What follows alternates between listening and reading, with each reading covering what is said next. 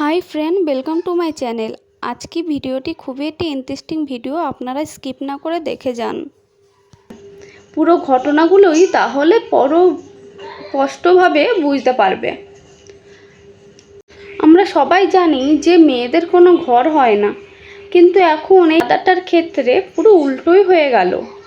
মাথার ঘাম পায়ে ঝরিয়ে অনেক মেহনত করে ঘর করার পরও যে ছেলের ঘরেতে কোনো কেউ ভ্যালু দেয় না, আর সে যেতেও পারে না ঘরেতে, সে তেমনই কষ্ট। আমাদের কষ্ট আলাদা কষ্ট, কিন্তু যে ছেলে অনেক কষ্ট করে ঘর বানানোর পরও তার কোনো ঘরের কোনো অধিকার থাকে না, তেমন ছেলেদের কেমন অবস্থা হয় আমরা এই দাদাটাকে না দেখলে বুঝতে পারতাম না। পারিবারিক ঝগড়া তো সবার মধ্যেই হয়, কিন্তু সোশ্যাল মিডিয়াতে এই দাদাটা অবশেষে সবাইকে প্রকাশই করলো যে পারিবারিক ঝগড়া কত দূর এগিয়ে গেছে বা তার মধ্যে কেমন এখন পরিস্থিতি বয়ে চলছে।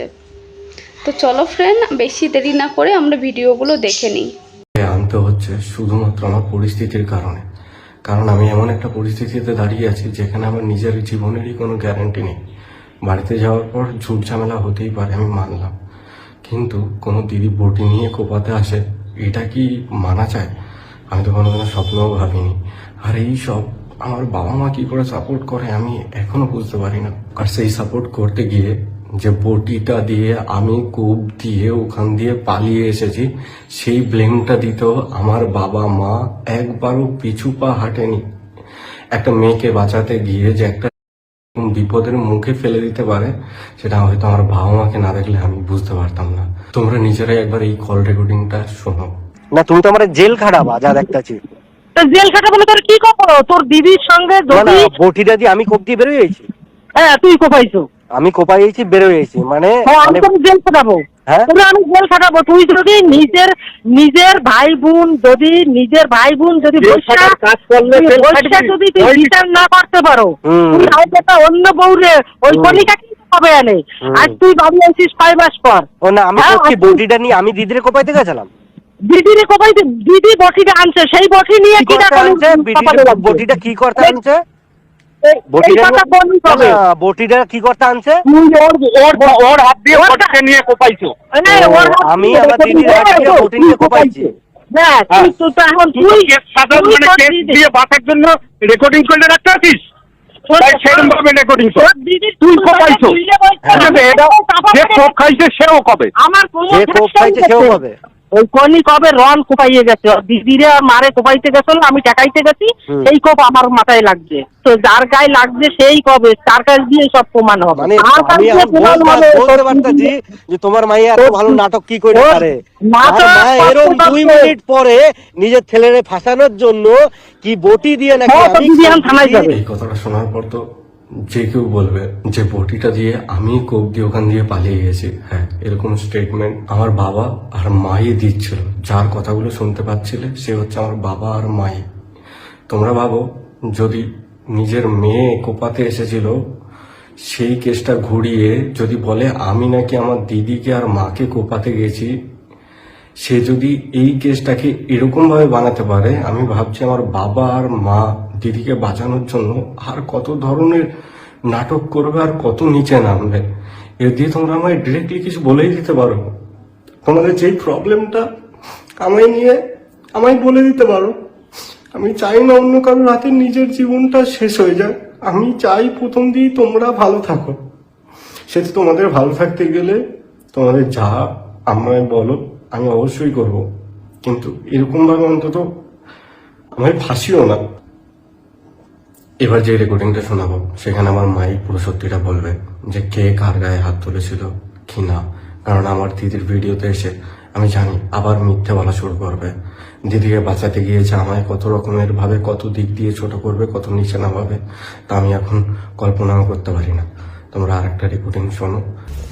আর ও আমি যতটা দেখেছি ওরম টাইপের ছেলে নয়। হ্যাঁ, একটু হট টেম্পার, বাট এরম ধরনের মারধর করতে পারবে বলে এরমটা আমার মনে হয় না। আমি তো ওর সাথে ধরো অনেকদিন ধরেই মিশছি, সেই দিক থেকে আমার মনে হয় না এই জিনিসটা করতে পারে বা কিছু। জানি না পুরোটা তোমাদের ফ্যামিলি ব্যাপার কি হয়েছে। আমাকে যেটুকু কালকে রেকর্ডিং শোনালো তার সেখান থেকে দেখলাম তুমি ওর কাছে ভিডিও করা আছে, সেইটা কি তোরে দেখাইছে? ওই দিদির মারধরের ভিডিওটা তো, হ্যাঁ হ্যাঁ হ্যাঁ ওটা দেখিয়েছে। হ্যাঁ ওটা ওটাতে কি তো আগে? দেখলাম ও তো গায়ে হাত তোলেনি, তখনই ওটাতেই অ্যাকচুয়ালি তখনই দেখলাম আবার যে গৌরী মনে হয় ওরা চর্থাপ্পর দেশে নাই, সেটা কখনো মনে হয় চর্থাপ্পর বা মুখে আচল লাগুক যাই হয়েছে, দেওয়ার পরে তখনই গৌরীর চুলের মুঠিতে উঠেছে। ও আমাকে বলছিল কি বলতো, আমি নিজেকে বাঁচানোর জন্য ওটা করতে বাধ্য হয়েছি, কিছু করার ছিল না। নিজের বাঁচানোর জন্য মানে ওরে এমন কি মারছে ওর দিদি? ওর মার তুই চিনিস? ওরে মুখে যাচ্ছাতাই অবস্থা দেখলাম তো, যাচ্ছাতাই কি? আমার বাড়ি ছিল আমি জানি না, একটা দাগ পড়ছে মুখে, যাচ্ছাতাই। মুখে আমি নখের মলম চামড়া লাগাইছি, গেছে, কানে এ সায়ন, আমি মলম লাগাইছি, মুখে নখের একটা দাগ পড়ছে। আর যখন বাপনের ফোন নিয়ে টানাটানি হয়েছে কানে সেই সময় ঠোঁটে, হুম কানে ঠোঁটে গালে যাচ্ছাতাই অবস্থা, ছিলে ছাড়া। কানে শোন, মুখে একটা দাগ পড়ছে, ঠোঁট চেরছে, আর কানে আমারে যাইয়ে কইলো কানের দিকটাও নাকি ফুটো হয়েছে। যাই হোক, এই জায়গায় যখন ওর ফোন নিয়ে টানাটানি হয়েছে, ওর দিদিরও কামড়াই ধরছে, সেটা কি কইছে? হ্যাঁ ও আমাকে বললো যে কি আমাকে নিজেকে বাঁচানোর জন্য তো আমাকে কিছু সেলফ ডিফেন্স মানে আমাকে তো কিছু স্টেপ নিতেই হবে, সেই জন্য আমি ঠেলে ছবি দিয়েছি বা বাঁচানোর চেষ্টা করেছি। এবার ভাই বোনের মধ্যে মারধর হয়, এটা স্বাভাবিক কথা, তার জন্য বটি নিয়ে মারতে আসবে এটা তো ঠিক হয়নি না। বটি দিয়ে মারতে গেছে, তোর কাছে ভিডিও আছে? ওর কোনো ভিডিও দেয়? কালকে রাতের রেকর্ডিং এ তো শুনলাম যে বটিটা নাকি রনি নিয়ে এসে কুপিয়েছে। না না না, যদি রাগের বসে যদি কোপটা পুড়েই যেত, যার গালে পড়েছে, ধরো গালটা তো শক্ত, এটাতে রনের গলাতেও পড়তে পারতো না, ভুল করেই হয়ে যেত হয়তো, তাহলে কি করতে পারতো? রন কি ধারে ছিল নাকি রনের গলাতে পড়বে? পড়লো আমার গলায় পড়তো। কোথায় ছিল? হ্যালো হ্যালো, হ্যাঁ দিদি বলো। হ্যাঁ, তো আমি মানে এটাই বলতে চাইছি যে যদি এই যে তুমি যে কথাটা মানে আমি পাশের ঘরে শুয়েছিলাম, আদো আদো শুনতে পেয়েই এসেছি এখানে, তার মধ্যে এই কথাটা আমি বেশ কয়েকবার শুনলাম যে দিদি বটি নিয়ে এসেছিল, সেইটা যদি সোশ্যাল মিডিয়াতে যায় বা রেস্টারদের হাতে যায় তাহলে কি করবে? কি করবে? রনের দিদিকে ছিঁড়ে খাবে? এখানে রন কি এমন অন্যায় করেছে যে বটি নিয়ে বেচারাকে মার খেতে হবে? নাই, রনের হয়তো গৌরী করলে না, সব অন্যায় গৌরী, ওই সব অন্যায় করছে। তো দিদি তো কুপিয়েছে, বাপন তো আর কুপাইতে যায়নি। তা আমি কি বলছি? আমি তো বললাম যে বাপন উপায় নাই, আমি তো সেটা বলতে আছি। শোনো আমার কথা, শোনো, এরকম ধরনের কথাবার্তা। ও তো এটাও বলছিল যে ভিডিওটাতে ভিডিও বানাচ্ছে, সেই ফোনটাও আমি কিনে দিয়েছি। হ্যাঁ, ও তো আমাকে সবই কিনে দিয়েছে, ও আমাকে ফোন কিনে দিয়েছে, ও আমাকে মানে ওই তো আমাকে চালায়। হ্যাঁ দিয়েছে, তো কি? এবার এই কথাগুলো সবই তুমি আমাকে পার্সোনালি বলতে পারো, এবার সেগুলো তো সোশ্যাল মিডিয়া করা উচিত নয় না। হ্যাঁ, সোশ্যাল মিডিয়ার কথা বলেছি। ওই যেটা খাবারটা রনি পাঠিয়েছিল ওটা নিয়ে তো পোস্ট করেছিল, ওটা রনের মনে হয়ে গেছে। এগুলো সব কষ্ট আছে, এগুলো সবকিছু ঠিকঠাক করার জন্যই তো, আর আমিও মেয়ের ট্রেন টানি, আমার ওটা ছেলে। এইসব জিনিসে তোমার তো একটা জিনিস মাথায় রাখা উচিত ছিল, বটিটা তুমি কিভাবে ধরলে? তো তোমরা নিজেরাই শুনতে পেলে যে চর্তাপ্পটা দিদি আমায় প্রথম শুরু করে। তো আমার অপরাধ কি? আমার অপরাধ এটাই ছিল যে আমার ভাগনার জন্মদিনে আমার ভাগনা মামা বাড়ি গেছিল, মানে আমার বাড়িতে ও গেছিল, আর আমার ভাগনা যে আমার বাড়িতে আছে আর ওর জন্মদিন বলেই আমি আমার বাড়িতে গেছি। আর সেই আমার বাড়িতে যাওয়াটা যে এত বড় অপরাধ আমি নিজেও ভাবতে পারিনি। আমার নিজের হাতে বানানো বাড়ি, যেইখানে যাওয়াটা আমার অপরাধ। আমি এইগুলো আমায় ডিরেক্টলি বললেই হয়, এই সব এত কিছু করার কোনো দরকারই পড়ে না। আমার যথেষ্ট ক্ষমতা আছে, আমি নিজে 3 মাস ধরে ভাড়া থাকছি, নিজে রান্না করি, নিজে খাই, নিজে জামা প্যান্ট নিজে কাচি, তারপরেও আমি বাড়িতে কন্টিনিউ আমার ফ্যামিলিকে টাকা পাঠাই। কিন্তু তারপরেও যদি আমি বাড়িতে যাই সেটা আমার অপরাধ। আমার দিদি আমাকে কোপাতে এসেছে, সেটা ঘুরিয়ে বাবা মা কি বলছে আমি কোপ দিয়ে পালিয়ে গেছি। আমি জানি না সামনের দিনগুলোয় আমায় আর কত ধরনের মিথ্যে ব্লেম দিয়ে ফাঁসানো হবে আর কি করা হবে। আর আমিও জানি না যে আমি কি ভুলভাল ডিসিশন কি নেব, কারণ অলরেডি দিদি কান্না করে করে ভিডিও পোস্ট করছে। কিন্তু এটা তোমরা জানো না যে দিদি অলরেডি আমার নামে কেস করে এসেছে, সেখানে আমার মা সাক্ষী দিচ্ছে। মানে ভাবতে পারছো যে আমার দিদি আমার এত ভালো চায়, এত কিছু করার পরেও আমার দিদি কেস করা হয়ে গেছে।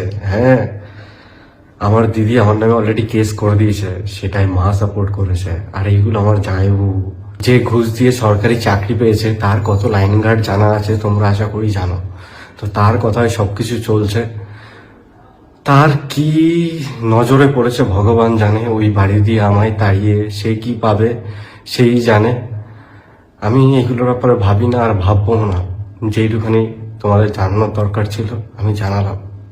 আর তোমরা সত্যিটা অলরেডি বুঝেই গেছো, তোমাদের আলাদা করে আর কোনো কিছু বোঝানোর দরকার হবে না। আমি আস্তে আস্তে ঠিক হলে নিজের নর্মাল লাইফে ভিডিও বানাবো। এমনি তোমরা ভাবো যে আমি নাটক করি বা কিছু, ভাই আমার যদি ভিউজ কামানোর ইচ্ছে থাকতো আমরা ওই টাইমে কন্টিনিউ ভিডিও পর ভিডিও পোস্ট করতে থাকতাম, কিন্তু না, আমার সোশ্যাল মিডিয়া জায়গাটা খুব ভয় করে।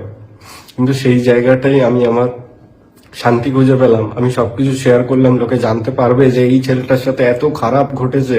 জৌগ্রামের হাফ লোক এটাই জানতো যে আমি ওখান দিয়ে কোপ দিয়ে পালিয়ে গেছি। তাদের বলছি যে এই ভুলভাল কথাগুলো তোমাদের সামনে ক্লিয়ার হয়ে গেল যে আমি কোপ দিয়ে পালিয়ে যাইনি, ওটা আমার দিদি বটি নিয়ে আমায় কোপাতে এসেছিল। জানি না আমায় মেরেও কি পাবে।